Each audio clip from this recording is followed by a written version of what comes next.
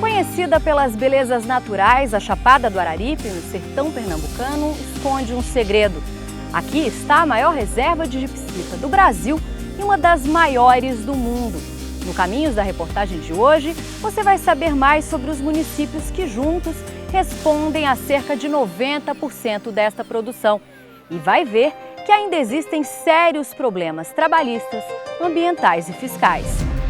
Distante mais de 600 quilômetros do Recife, a estrada que leva a Chapada do Araripe é estreita, íngreme e com vários trechos esburacados. Partindo de Petrolina, no estado de Pernambuco, percorremos mais de 3 horas de carro até o nosso destino, o município de Araripina. A economia dos municípios desta região é movimentada pela produção de um pó branco, considerado ouro por aqui, o gesso.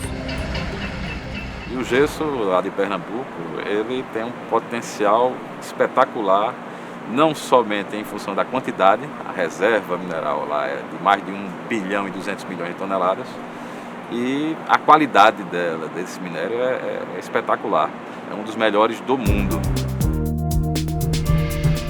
Localizado na divisa entre os estados do Piauí, Ceará e Pernambuco, o polo gesseiro é formado por 5 municípios: Ouricuri, Ipubi, Araripina, Bodocó e Trindade.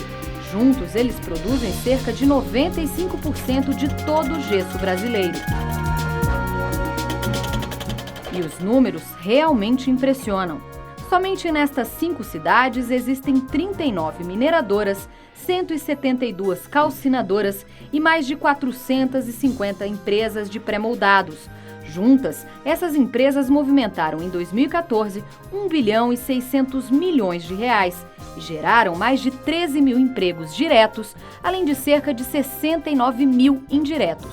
Quando eu chegava no Araripe e via na seca, nas grandes secas, o sonho do sertanejo era pegar um ônibus e vir para São Paulo, para Brasília, para Rio de Janeiro, para ganhar a vida. E com o advento da produção do gesso, as pessoas começaram a ter condição de trabalho, emprego e renda.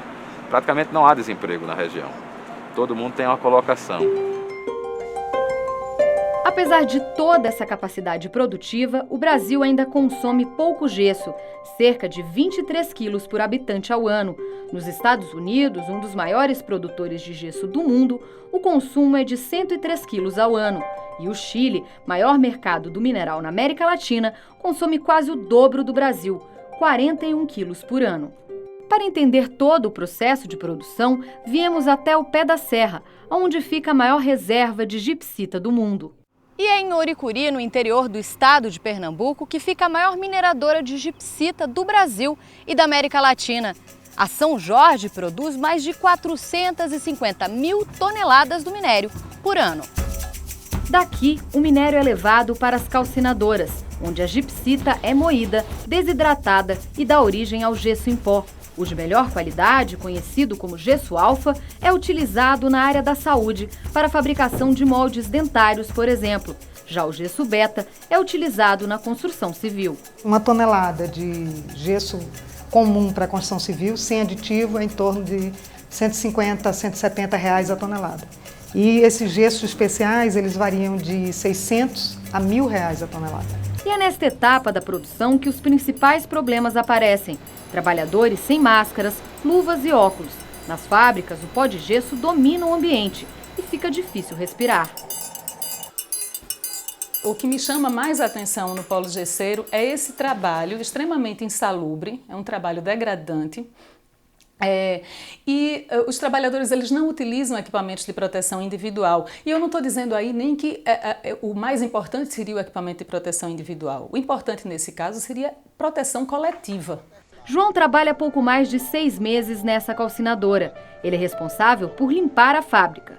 Quando chegamos, ele estava sem óculos de proteção, em meio ao pó de gesso. Antes de vir trabalhar na fábrica, João tinha outro ofício. Eu era agricultor, quer dizer, sou, né? A agricultura tá ruim para a chuva. Aí o jeito é trabalhar no gesso mesmo. Quando pergunto qual é a parte ruim de trabalhar no gesso, ele hesita. Parte ruim? Parte ruim é ruído, calor, só. Não precisamos procurar muito para encontrar outros flagrantes de irregularidades. Boa parte das empresas que visitamos desrespeitam as leis trabalhistas sem cerimônia. A alimentação dos fornos, por exemplo, é feita pelos trabalhadores manualmente, sem qualquer proteção. Nas fábricas, funcionários ainda carregam nos ombros placas que pesam cerca de 8 quilos. Hoje, algumas empresas já possuem um sistema chamado de carrossel, onde o gesso é injetado nas formas automaticamente. É numa dessas empresas que encontramos um grupo de mulheres gesseiras, algo bem raro na região. Graças ao novo sistema automatizado, elas puderam ser contratadas. É um sistema que produz a placa com rapidez e pela praticidade de fazer a ocupação da mão de obra feminina. Coisas que é difícil aqui, a ocupação para a mão de obra feminina aqui em nossa região. Maria do Socorro trabalha aqui há 5 meses. Ela é responsável por desenformar a placa e limpar o molde. Antes do emprego no gesso, trabalhava como diarista. É por causa do ganho, né? Que a gente ganha bem melhor, mas em compensação muito pesado. Quanto mais ou menos pesa uma placa? Mulher, eu acho que no mínimo é uns 8 quilos, no mínimo. Tem delas que pesam até 11 quilos. Questionado sobre o desrespeito às leis trabalhistas, a resposta dos empresários é sempre a mesma. Nós fornecemos equipamento de proteção, então nós temos um trabalho constante com a utilização dos EPIs, que é obrigatório, a obrigação da empresa fornecer e eles utilizarem. Ele diz que o capacete incomoda, que a máscara incomoda, mesmo sabendo que isso aí é prejudicial para a saúde dele, ele recusa a usar esse tipo de equipamento. Existe um mito, né, que é muito mais fácil para o patrão impor o uso do equipamento individual e responsabilizar o trabalhador pela sua proteção. Mas o equipamento de proteção individual não foi feito para ser utilizado durante toda a jornada de trabalho. Ele é para ser utilizado em momentos críticos onde você não tem medidas coletivas de proteção. Com medo das consequências, muitos empregados se calam diante das irregularidades. Sempre os trabalhadores têm medo de perder o emprego.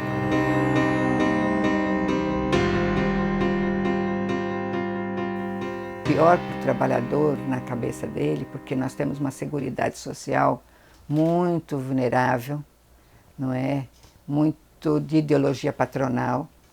Ele sabe que se eles perderem o emprego e depender do INSS, eles vão entrar num processo de humilhação e de sacrifício muito maior.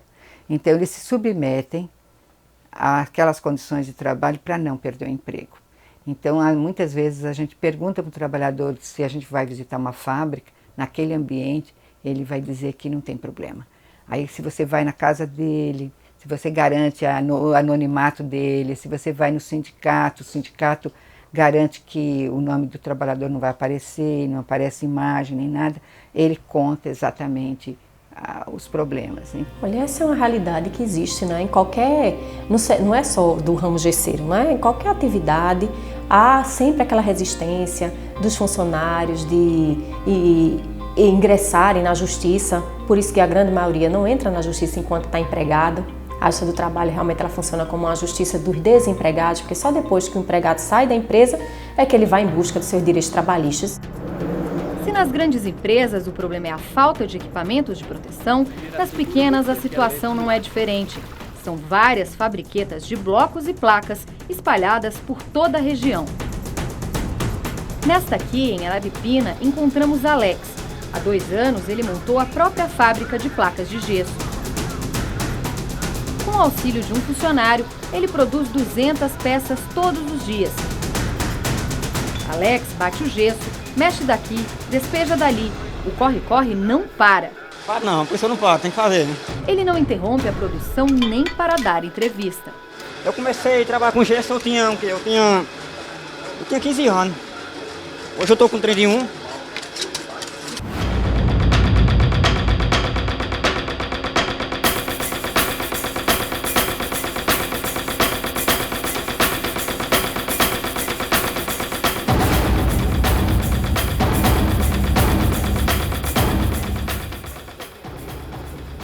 Alex conta que ainda não formalizou a empresa. Consegue lucrar cerca de R$1.000 por mês, com o que vende para outras fábricas. Eu trabalhava na fábrica dos outros e hoje eu estou trabalhando para mim hoje. E aí, aqui na tua empresa você tem registro formal ou não? Ainda não. Não tem? Não tem. O ajudante de Alex é o seu José Humberto, que recebe R$130 por semana, menos de um salário mínimo por mês. Ele é responsável por colocar as placas para secar. Quando chove, é ele quem cobre o gesso com lonas. O rosto, marcado pelo sol e a exposição constante ao pó, fazem os 46 anos de idade de seu Humberto parecerem bem mais. De roça não existe quase, né? Outro emprego não tem, só o gesso mesmo. Tem muitas fábricas de gesso aí. Empregado avulso, como aqui é conhecido quem trabalha sem carteira assinada, parece ser comum aqui no Polo Gesseiro. Tem muitos trabalhadores na nossa região.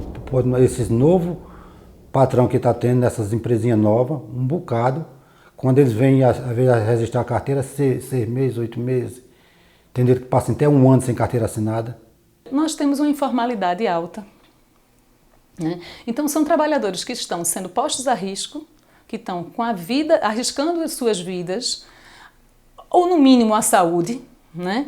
E que podem ficar desamparados perante a Previdência Social, porque não estão ali formalizados. Coberto de gesso da cabeça aos pés, sem máscara ou qualquer outro equipamento de proteção, Francisco descarrega sacos e sacos de gesso todos os dias.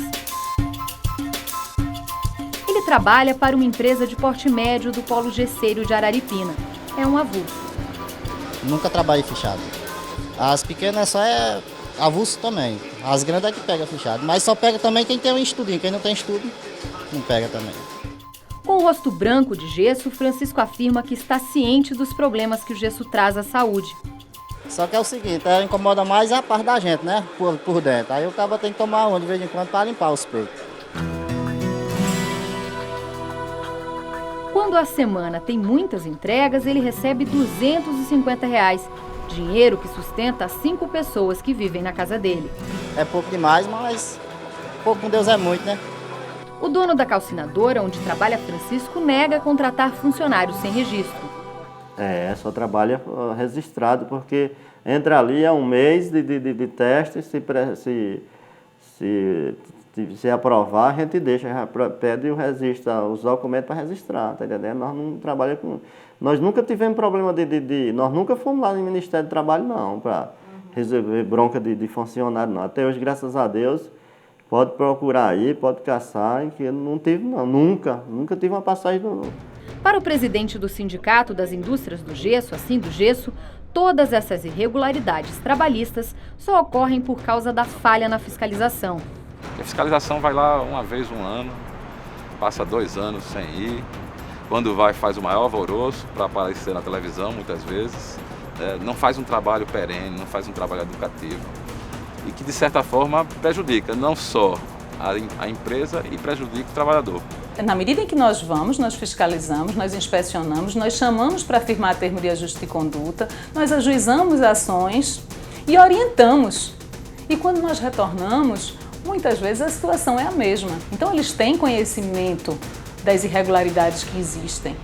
Não precisa o Ministério Público do Trabalho chegar lá para dizer. Eles sabem qual é o grau de risco da atividade deles, eles sabem qual é a poeira que eles produzem. Apesar das controvérsias em torno das condições de trabalho, João, Maria, Francisco e todos os que vivem do gesso não desistem e continuam fazendo planos para o futuro. O sonho era fazer um próprio negócio para mim. Eu acho que o meu maior sonho mesmo é um dia Deus me dar a condição de eu poder ajudar a minha mãe. É por isso que eu mais trabalho. Aí é o seguinte, o emprego que eu realizo mais é esse aqui mesmo, e um dia Deus me ajudar, tocar a vida para frente e sair desse emprego, ganhar uma coisa mais melhor. E no próximo bloco você vai ver que a sonegação de impostos ainda é um dos principais problemas do polo gesseiro. Voltamos já.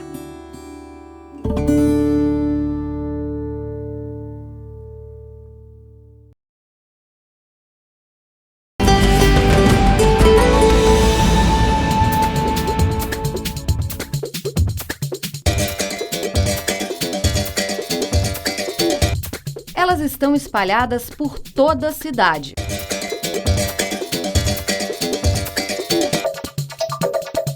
Por todo lado que se olhe, há uma pequena fábrica de placas e blocos de gesso. E são elas que movem a economia de Trindade, um município com pouco mais de 26 mil habitantes, segundo o IBGE. E foi caminhando pela cidade que encontramos Josimar. Já era fim de tarde, mas ele ainda trabalhava.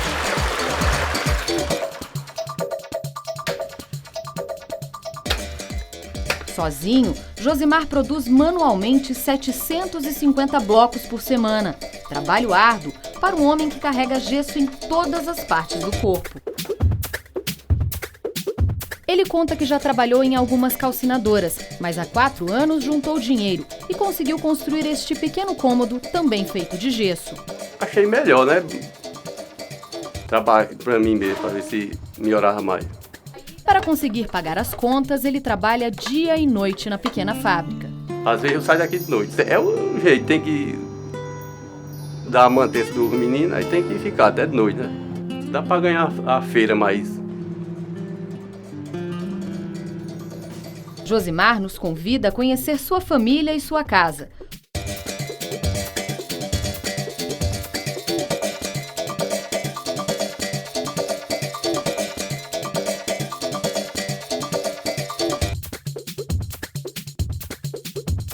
Tudo conquistado com muito suor ao longo de 15 anos de trabalho no gesso. Seu Josimar sustenta toda a família com dinheiro vindo dos blocos de gesso. Por mês são mais ou menos R$ 1.500. Mas a esposa dele conta que nem sempre Josimar consegue vender todos os blocos em um mês. Ali é dele mesmo, mas ele não tem o dinheiro todos os meses. Assim, porque a gente quer fichado, tem dinheiro todos os meses certo, né? E ele não tem não. Ele tem que passar de 1 mês, 2 meses sem vender bloco. Como é que faz para dar conta desse tanto de filho? Mulher, é sufoco, viu? É sufoco mesmo. Tem mês, quando o mês não tem, nós passamos assim, revirando assim. De pouquinho, até quando chega o dia dele vender os blocos e fazer a feira. Apesar de todas as dificuldades, Majuelze conta que a vida melhorou. Tá, mais melhor. Né? Eu já sofri muito e tá mais melhor. A empresa de Josimar não é registrada e ele conta que vende para quem se interessar. O senhor dá nota? Alguma nota? Não tem nota não. Não tem CNPJ? É, quem compra é eles. A nota é eles aí. Pequenas fábricas como a de Josimar, que vendem produtos sem nota fiscal, são comuns nos municípios que compõem o polo gesseiro. Na sua simplicidade, ele não sabe que está cometendo um crime, o de sonegação fiscal. Ele sempre leva com nota, né? Agora eu não sei onde é que eles fazem. Acho que eles fazem com a nota do gesso, não? Deve ser, né? Segundo a lei, é crime fraudar a fiscalização tributária, inserindo elementos inexatos, falsificar ou alterar nota fiscal, fatura, duplicata ou nota de venda e negar ou deixar de fornecer nota fiscal ou documento de venda de mercadoria ou prestação de serviço. A pena para este crime é de 2 a 5 anos de reclusão e multa. Mas o crime fiscal na região vai além.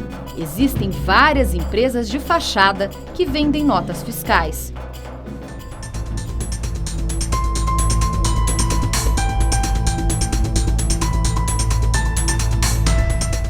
Começamos a investigar como funcionava o esquema. Em Araripina, a maior cidade do polo gesseiro, com mais de 80 mil habitantes, tivemos algumas pistas. As gravações foram feitas com um celular e com nossa câmera à distância. Nosso produtor se passa por um comprador de placas. Pergunta para o funcionário da pequena fábrica como faz para comprar e transportar os produtos até a sua suposta empresa em Minas Gerais. É que eu estou entrando no ramo agora e eu tenho uma loja de material de construção, tá entendendo? Aí o que ocorre? A procura muito por divisória, para dividir escritórios. E a fiscalização de nota, essas coisas, como é que a gente faz? Ele não tem registro formal e explica todo o esquema. É o seguinte, eu tenho uns peixes aí que o senhor sabe qual é o sistema de nota fria? Não, nunca fiz não. Tem a boa e tem a fria. A boa é mais cara e a fria é boa porque assim, passa do mesmo jeito e é mais barato. É mais barato. Mas eu consigo aqui? Você se informou com os carregadores ou com porque justamente os carregadores que eu falo o chapa que carrega. É, justamente. Os caras que carregam o caminhão. Justamente. Vamos a um dos postos de gasolina da cidade. Em alguns minutos, nosso produtor encontrou uma pessoa que conhece bem o esquema. Aí eu tava querendo ver onde é que eu consegui uma nota. Nota? Sim.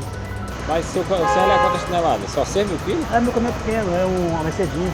Não, você vai pagar o preço da nota de 15 mil quilos, se você for querer comprar a nota. E depois orienta. Aí você vai lá, compra o material, aí você pode ir lá comprar o material, pode vir, quando você vir eu já tenho um cara aí que já vai lhe levar para resolver esse problema aí. 2 horas depois da negociação, voltamos ao posto para buscar a nota. Mas aí, a conversa já foi diferente. Ninguém sabia de nada. Nos informaram que conseguiríamos a nota no posto fiscal, que fica na divisa entre Pernambuco e Piauí, e somente legalizada. Tira da coletoria mesmo, no posto fiscal mesmo, ele lhe dá uma nota carimbada, você paga tudo certinho, é lá, só tira lá. Agora vai, se você tiver um mototáxi conhecido ou ele tiver um mototáxi, vai lá, pega pra você, leva seus dados e pega pra você o mototáxi. Aí não precisa levar nada? Tem que levar os dados da empresa, certinho, tudo certinho, os dados do motorista, tudo certinho, se não for, não tira. Depois de 2 dias entre idas e vindas ao posto de gasolina, conseguimos fechar a entrega da nota. Desta vez, em outro local. Pagamos R$ 150 pelo documento, que tem valor total de R$ 1.140. Passou o Ibó, que já é dentro da Bahia, saiu do Ibó e de Pernambuco. Aí passou o Ibó, já está na Bahia, pronto. Aí só vai ter no caso, só no Ibó, fiscalização, né? Só no Ibó. Passou o Ibó, pronto, você já leva o seu CMS frete. Ah, velho, valeu. Valeu mesmo. Valeu, garoto. Este professor de Direito da Universidade de Brasília assistiu às imagens e apontou cada uma das irregularidades cometidas. Esse primeiro vendedor, a irregularidade que ele pratica é não ter o negócio dele formalizado. Ele realiza a produção do gesso, mas não tem nenhuma empresa que possa formalizar isso. Está sonegando, ele está com um negócio que formalmente não existe. E esse outro cidadão?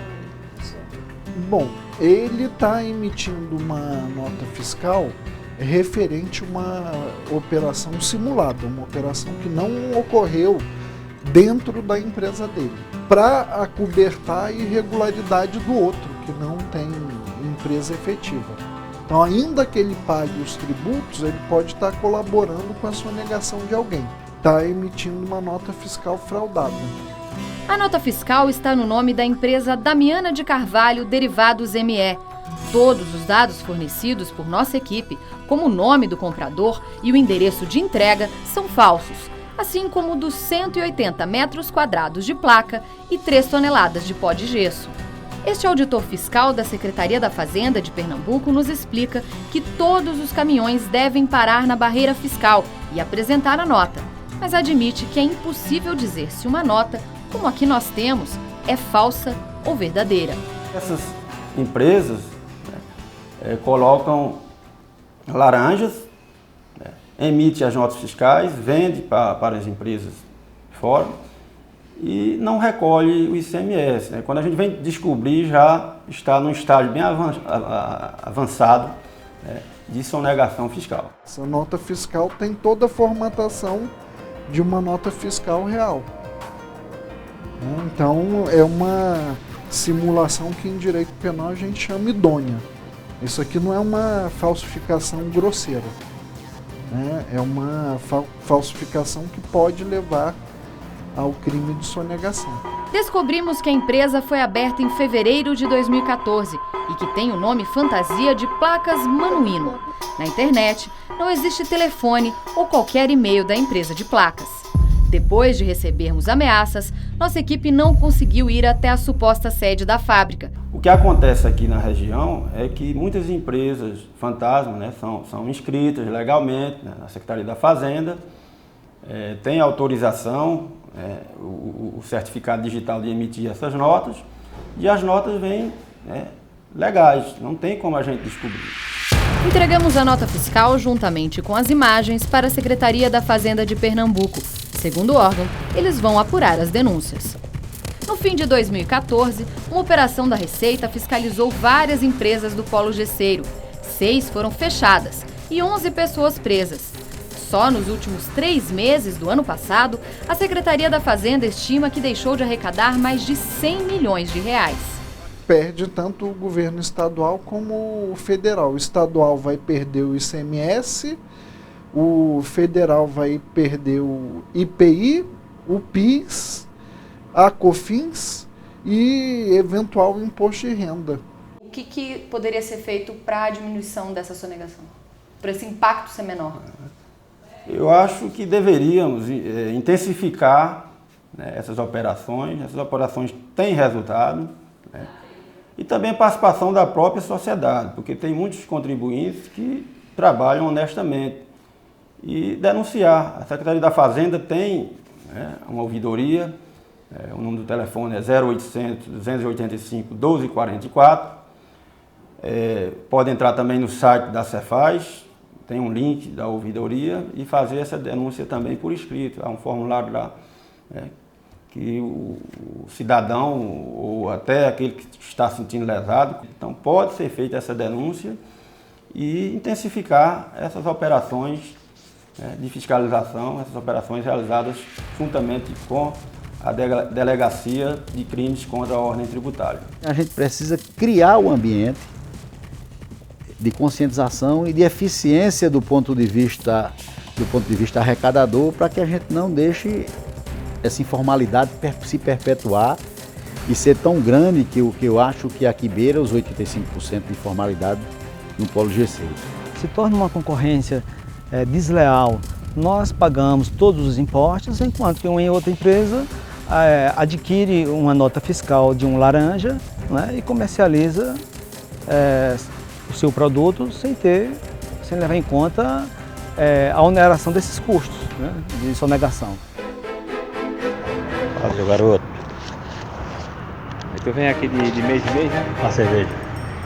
Valeu. Não sei como é que vai ser não, cara. Eu vou tentar ainda. Deus acompanhe um pouco. Valeu, obrigadão.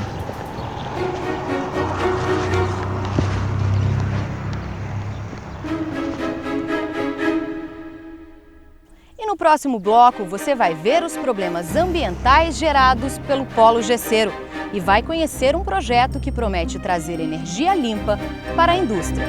Voltamos já.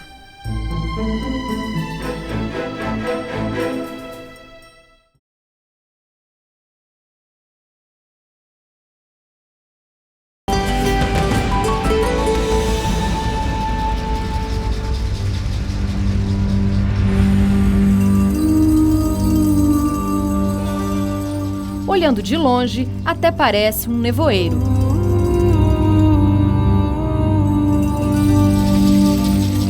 Mas se observarmos melhor, veremos que esta névoa branca, na verdade, é pó de gesso.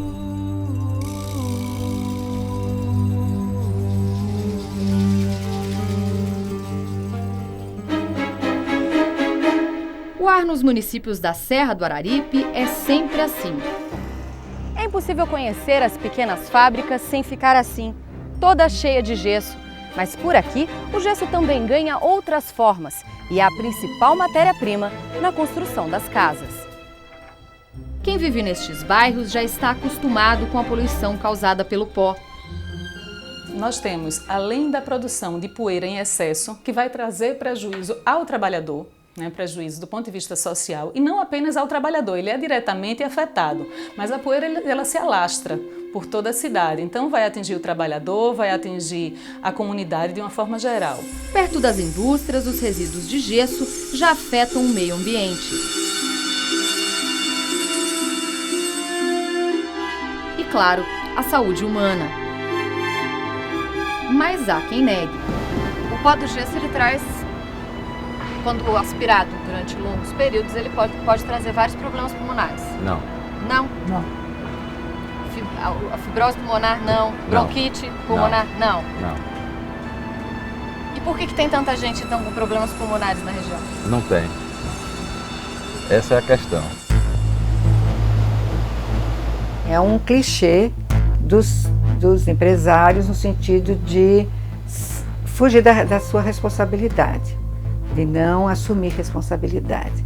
Óbvio que traz riscos para a saúde, e a gente pesquisou, e outras pesquisas também já mostraram isso. A literatura é cheia de dados sobre isso, então não falta informação de que traz, sim, riscos para a saúde. O estudo da Fiocruz dividiu as possíveis doenças geradas pelo gesso de acordo com as etapas de produção. Na mineração, por exemplo, o trabalhador pode perder a audição e desenvolver problemas cardíacos e circulatórios. Já na calcinação, a exposição constante ao pó pode gerar distúrbios neuropsíquicos e também alguns tipos de câncer, como o de pulmão, por exemplo. E na confecção de pré-moldados, uma das preocupações é o desenvolvimento de problemas na coluna, como hérnias e lesões. Irmã Fátima é assistente social do único hospital de Araripina. Ali são atendidas cerca de 3.000 pessoas por mês. Segundo ela, em média 100 pacientes procuram ajuda médica por problemas de saúde causadas pelo pó do gesso. Muita falta de ar, muita gripe mesmo que eles têm, né? E problema de pneumonia, muitas coisas assim que são as mais frequentes que aparecem aqui. As pessoas chegam aqui, elas fazem a relação direta de que é porque eu estou no meio do pó de gesso ou não? Não. A maioria talvez nem percebem que é por isso, que é por causa do pó do gesso. As queixas mais comuns dos trabalhadores em relação ao gesso são as doenças respiratórias, né? São as pneumoconioses, que são doenças onde partículas sólidas se depositam dentro do pulmão. Rinites, sinusites e as pneumoconioses. Além de outras doenças dermatológicas, como contato permanente com o gesso, que ele é um produto que é rico em enxofre, e as conjuntivites também, que são inerentes ao trabalho do gesso.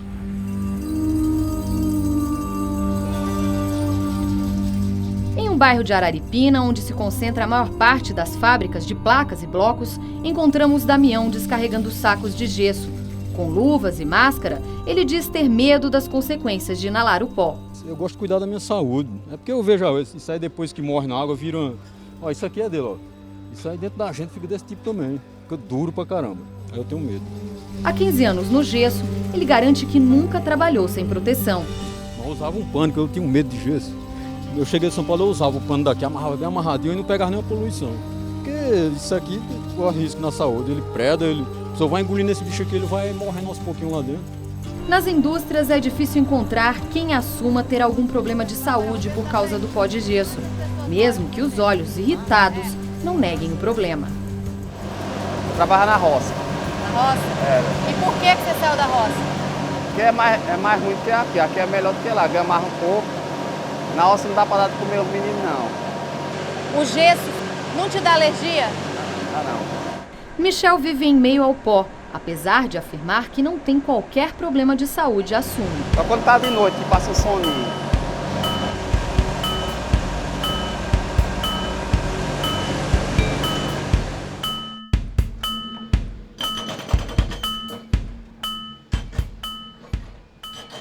Seu Carlos dedicou ao gesso toda uma vida.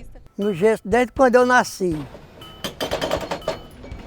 Eu trabalhei de escritório, balança, de motorista, de operador, de mecânica, de operador de escavadeira e ultimamente estou sendo supervisor de britagem. Na nossa região, Trindade e Ipubi, já nasce na área do gesso. Já nasce praticamente dentro? Já nasce gesseiro. Hoje ele trabalha em uma mineradora, menos exposto ao pó. Você trabalha aqui nessa área aqui, essa pedra aqui é crua.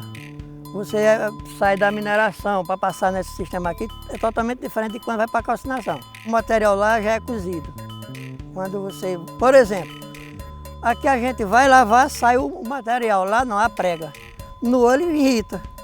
Mas revela que ganhou um problema indesejado da época em que era empregado de uma calcinadora. No início, há 20 anos atrás, tudo era mais difícil. Ninguém usava nada, era sem nem bota não tinha. O que o senhor sentia? Eu sentia asma. Falta de ar. Falta de ar. Além dos problemas de saúde, o medo de perder o emprego por causa dos acidentes de trabalho assombra os trabalhadores. Muitas pessoas são acidentadas de trabalho e chegam aqui e dizem que foi acidente de moto, ou que é porque estava indo no trabalho, essas coisas assim, que são uma certa desculpas que são dadas pela população, né, trabalhadora do gesso, e que a gente percebe claramente que não é. Seu Amadeu tem 2 filhos trabalhando no gesso e não esconde o medo. Eu não vivo bem, agradeço a Deus pelo trabalho que eles têm, né? A gente nasceu para trabalhar e gosta do que faz, mas a gente tem medo por causa da saúde, que é em primeiro lugar. Outra questão polêmica no Vale do Araripe é a matéria-prima usada na produção do gesso, o coque de petróleo, um combustível que pode ser cancerígeno. É essa pedrinha aqui, ó. Esse é o coque do petróleo. Aqui é a borra do petróleo, na verdade, né? E ainda é uma das saídas aqui para a região. Infelizmente, eu não vejo como uma matriz energética para consumo, para fabricação de gesso. Fere muito o meio ambiente e, inclusive, na situação de emissão de gases de efeito estufa. Ele é altamente poluente. Essa calcinação do coque verde petróleo possibilita uma exposição das pessoas a gases que são carcinogênicos. Aí tem furanos, hidrocarbonetos aromáticos diversos, tem dioxinas. Então, essa é uma situação muito grave também, que faz parte da cadeia produtiva do gesso. A gente está fazendo um trabalho de retirada das empresas e exigindo cada dia mais que as empresas se enquadrem dentro de todos os processos ambientais, né? de colocação de filtros de manga, de colocação de retenção de fuligem, para que isso não vá para o meio ambiente. Isso aqui é bambu picado. O que acontece? O pessoal, eles usam lá para fazer celulose. E aí a casca do bambu, aquela palha, aquela capa seca do bambu, eles usam muito miolo, né? E aí eles picam aquela capa mais grossa do bambu, que é a casca, e revendem como matriz energética. Aí nós usamos aqui, algumas empresas aqui do polo usam, porque é muito boa para queima. Uma das outras matrizes energéticas nossas é o coque de petróleo, que graças a Deus nós estamos se saindo, porque além de ser dolarizado, o custo é bem maior, né? Porque a CPRH, que é o órgão que fiscaliza, está sempre acompanhando aqui por conta de poluição, esse tipo de coisa. E justamente por conta desses motivos nós estamos saindo do coque, estamos mudando para biomassa. As empresas que não usam o coque nem a biomassa acabam abastecendo os fornos com lenha. Muitas vezes, madeira da caatinga. O óleo gesseiro, na realidade, ele funciona como um indutor do desmatamento da caatinga, né? E nesse processo de utilizar a lenha da caatinga, muitas das empresas que operam naquele polo acabam induzindo as pessoas a retirar ilegalmente a lenha da caatinga e a venderem para o polo gesseiro. Em Araripina, encontramos alguns caminhões com lenha. Os motoristas não quiseram gravar entrevista, mas garantiram que era madeira de cajueiro, portanto, legal. As empresas que utilizam lenha para alimentar os fornos garantiram que é madeira com registro nos órgãos de fiscalização ambiental. Nós temos 3 tipos de matriz energética aqui, oriunda de material lenhoso: frutífera, exótica, que é a algaroba ou o eucalipto, e a lenha de manejo, que é uma lenha certificada pelo IBAMA e pela CPRH aqui do nosso estado.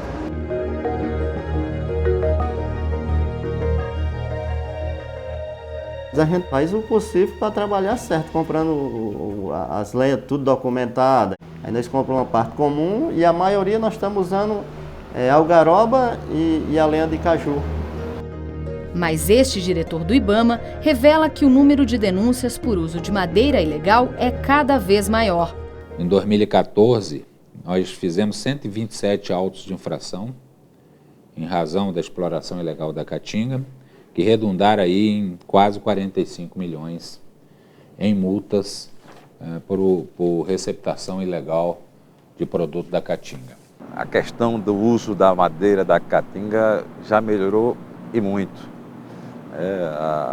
Apesar de a gente estar distante dos grandes centros, isso gera uma dificuldade em questões de fiscalização, mas a consciência empresarial tem melhorado. Mas quem vai ao Araripe não precisa andar muito para encontrar madeira da caatinga, entre a lenha considerada legal. Em uma dessas empresas encontramos seu Expedito. Há 19 anos, no gesso, ele faz um pouco de tudo. Na falta de quem trabalhe no forno, lá estava ele. Claro, sem qualquer proteção. A minha área mais que eu trabalho mais aqui é só fazendo as fábricas, construindo forno. Ele conta que trabalhava na agricultura, mas a falta de chuvas fez seu Expedito mudar de área. Plantava milho, feijão, mamona, fava, tudo isso. E por que o senhor saiu da roça? É porque o negócio ficou meio difícil, né? A agricultura é difícil para se viver, então eu tive que caçar outro rumo, né? Mesmo enfrentando as altas temperaturas do forno, ele não reclama. Dá para escapar, né? Dá para ir vivendo. Dá calor, mas é um jeito, né? Fazer o quê? Que não tem outra obsessão, né? Bondade o cara não encontra. E se o cara não fizer desse jeito, aí o cara não trabalha, né? Apesar de todas as dificuldades, ele não pensa em parar e se conforma. Meu sonho agora é chegar algum dia quando eu me aposentar e pronto. E já tô bem já estou bem avançado na idade, né? Então não adianta mais pensar muito o futuro lá na frente, né? O presidente do Sindugesso, o sindicato que representa as grandes empresas do polo gesseiro, admite que ainda é difícil e caro conseguir madeira ecologicamente correta. Mas acredita que o uso de madeira da caatinga diminuiria se órgãos de proteção ambiental facilitassem o manejo florestal nas terras da região. Grande dificuldade em relação ao manejo florestal é, primeiro, a questão fundiária. A grande maioria lá não tem as terras escrituradas e averbadas. Os órgãos que podem proporcionar a autorização do manejo florestal são extremamente lentos, não vão acompanhar, passa mais de 1 ano, 2 anos para irem fazer um atendimento a um projeto de manejo. Então, a burocracia é tão grande que dificulta. Então, para o pequeno microempresário, quando se impõe uma dificuldade pela necessidade de sobrevivência dele, muitas vezes ele tem que ir para uma certa ilegalidade. Mas já existem outros projetos de fonte energética sustentável. Na região de Marcolândia estão sendo instaladas 2.000 torres para captação de energia eólica, o maior parque da América Latina. Além da energia dos ventos, há quem já esteja pensando em aproveitar o sol, presente o ano todo na região. Este é o projeto de 3 engenheiros do SESI de Araripina. O projeto nasceu na necessidade de um programa de incentivo que o SESI Regional Pernambuco criou de inovação dentro de processos das suas unidades no estado. Então a gente, como já trabalha há muito tempo aqui na região e sabe do potencial que existe de energia solar e que não é aproveitado, a gente vislumbrou a oportunidade de estar apresentando um projeto de autossustentabilidade para a unidade de Araripina. O diferencial é que você vai ter aí a garantia de energia elétrica. Embora no país as quedas com energia tenham reduzido, mas nós temos aí um projeto que ele capta a energia do sol e aqui a gente tem sol em abundância. Países que têm uma capacidade de geração menor que isso, né, tem a energia fotovoltaica bem difundida. Então, por que a gente, com o potencial que nós temos, por que a gente não começar a inserir isso aqui no SESI e, quem sabe, ultrapassar aí as fronteiras aí do portão e poder aplicar isso também nas indústrias. O projeto ainda está em fase de análise e testes, mas os engenheiros já visualizam um mercado promissor.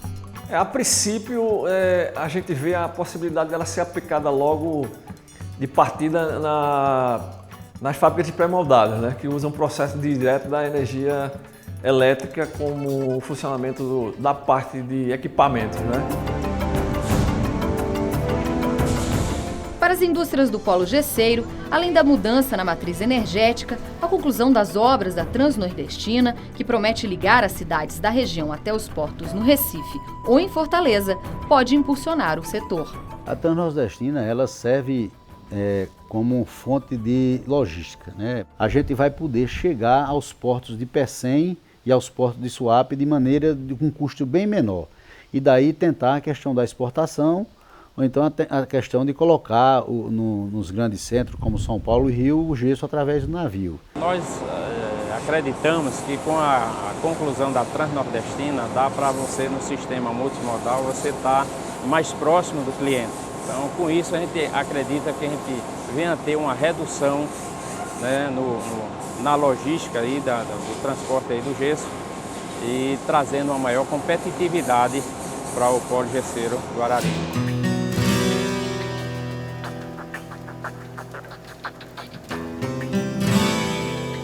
Todas essas mudanças são fundamentais para quem vive e sonha com mais conquistas vindas do trabalho no gesso. O meu sonho foi eu conseguir trabalhar para mim. Hoje eu estou trabalhando. E nessa correria, eu estou feliz.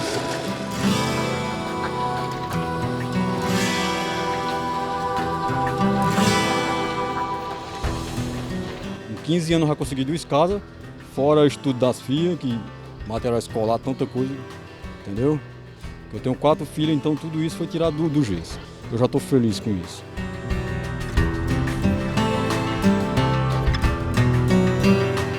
O Ministério Público do Trabalho ele vai defender os direitos dos trabalhadores, pensando do ponto de vista coletivo. Há possibilidades de se fazer um trabalho seguro, um trabalho que não seja degradante, um trabalho que traga dignidade ao trabalhador.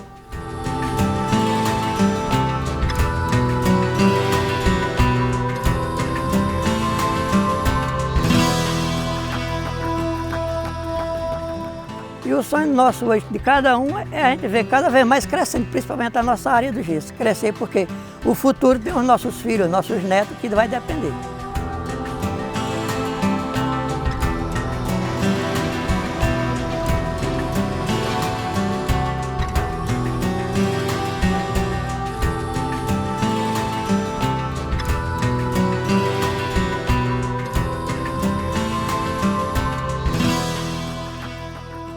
Pensar em Araripina, Ipubi, Trindade, Oricuri é pensar em gesso, é pensar em uma cidade branca, é pensar em neve, em pleno sertão.